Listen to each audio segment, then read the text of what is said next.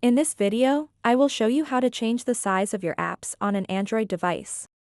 To begin, swipe down from the top right corner of your screen.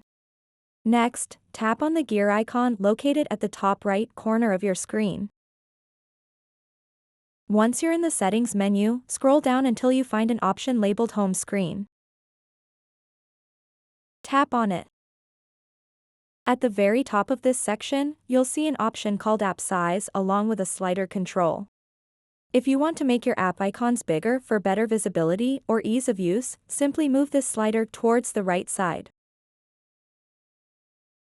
Conversely, if you're looking for a sleeker look and prefer smaller icons that allow more apps to fit on your screen, slide it towards the left side. The changes made here will be applied not only to your home screen but also across all app screens. So that wraps up this tutorial. If you have any questions about this whole process, please let me know in the comments section below. And if this video helped you out, please give it a big thumbs up and subscribe to this channel for more tutorial videos like this one. Thank you so much for watching and have a good day.